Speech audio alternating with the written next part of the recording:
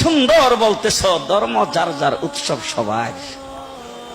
High high high, ও মুসলমান যুবকেরা ভালো করে শোনো, ধর্ম যার যার উৎসব সবার, তাইলে বিয়া যার যার বউ তো সবার। জি, বিয়ে যার যার বউ সবার, পুষ্কুনি যার যার মাছ সবার, গাছ যার যার ফল সবার, ক্ষেত যার যার ফসল সবার, দোকান যার যার মাল সবার। এখন ঘুমাইছে, কি কথা বলেন না কেন? তাহলে আমার দোকানের মাল যদি আমার হয়, আমার ক্ষেতের ফসল যদি আমার হয়, আমার গাছের ফল যদি আমার হয়, আমার গাছের নারিকেল যদি আমার হয়, আমি বিয়ে করলে বউ যদি আমার হয়, মুসলমান আমার পুষ্কুনির মাছ যদি আমার হয়, তাইলে ধর্ম যার উৎসব তার। ধর্ম যার উৎসব, আরো জোরে, ধর্ম যার উৎসব, ধর্ম যার উৎসব তার। ও আমার ভাইরা, হিন্দুরা আমার দেশে যারা বসবাস করে তারা আমার দেশের নাগরিক ভাই। কি ভাই? নাগরিক ভাই। সুতরাং নাগরিক সুযোগ সুবিধা যেটা বুক করা সেটা তারাও বুক করবে। রাষ্ট্রের নাগরিক সুযোগ সুবিধা তারা বুক করবে। আমরা মুসলমানের দেশ, বাংলাদেশ সাম্প্রদায়িক সম্প্রীতির দেশ। আমরা কোনোদিন তাদের পূজাতে আক্রমণ করব না, তাদের কোনো অনুষ্ঠানে আমরা বাধা দিব না, তাদের ব্যবসা বাণিজ্যে বাধা দিব না, তাদের চলাফেরাতে বাধা দিব না, তাদের কোনো কার্যক্রমে বাধা দিব না। নাগরিক সমস্ত সুবিধা তারা বুক করে বাংলাদেশে বসবাস করবে।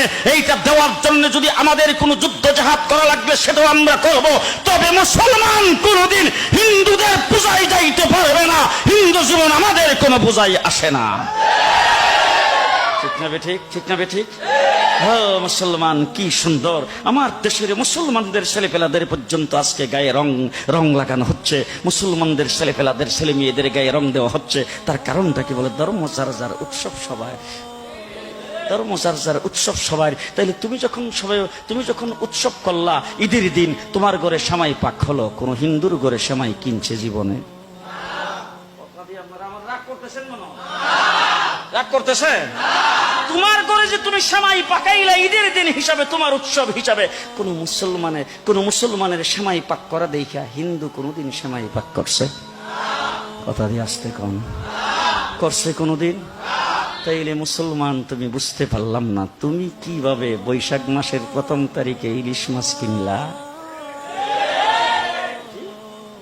আরে তোমার উৎসব তো হইল মুহররম মাসের 10 তারিখ, তোমার উৎসব তো হইল ঈদের দিন, তোমার উৎসব তো হইল শবে বরাত শবে কদরের দিন, তোমার উৎসব তো হইল রমজান মাসের ইফতারের সময়, তোমার উৎসব তো হইল শুক্রবার দিন জুমার নামাজের সময়। তুমি এইগুলি পালন করবা।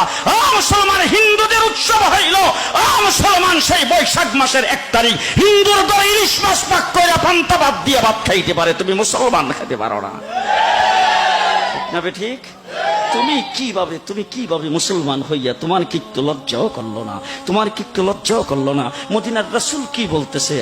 মুসলমানেরা, বাংলাদেশের ধর্ম যার যার উৎসব সবার, তোমরা যদি এই কথা বলে থাকো, তাইলে আমি যদি এই স্লোগানটা দিতাম মক্কাতে, তো আমি প্রেসিডেন্ট হয়ে যাইতাম।